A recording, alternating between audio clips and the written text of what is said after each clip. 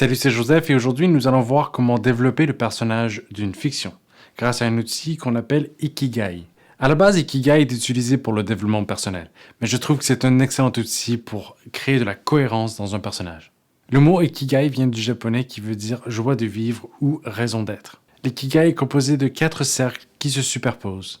Ce en quoi le personnage est doué, ce que le personnage aime, ce dont le monde a besoin, ce qui permet au personnage de vivre. Puis au niveau des superpositions, on a passion, mission, vocation et profession. Et théoriquement, quand tous ces 4 éléments sont réunis, on a notre raison d'être, notre joie de vivre. Par contre, atteindre l'ikigai, c'est le rêve, c'est le paradis, c'est le sommet de l'épanouissement.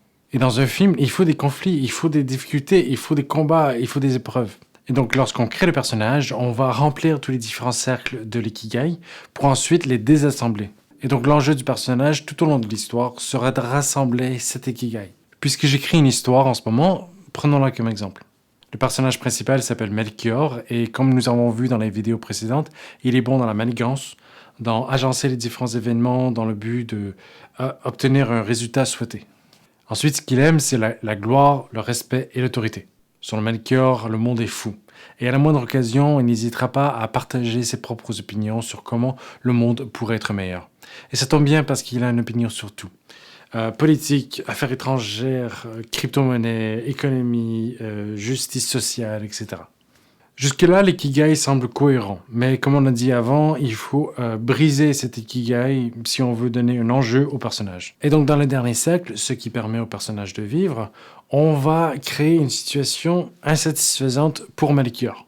Melchior est quelque peu prétentieux, et donc on va pas le placer en tant que personnage célèbre, en tant que riche, en tant que politicien, en tant que scientifique.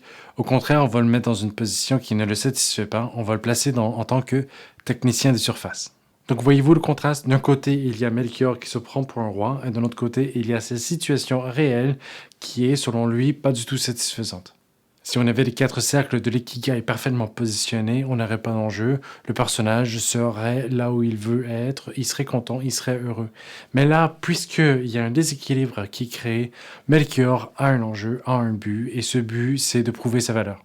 Donc, qu'est-ce qu'on a vu? On a vu que l'ikigai est un excellent outil pour développer un personnage, mais aussi que briser cet ikigai permet de développer l'enjeu de l'histoire. Et on a appris un peu plus sur le personnage principal que je suis en train de créer, Melchior, notamment son métier. Prochainement, on verra plus concrètement l'histoire et le genre.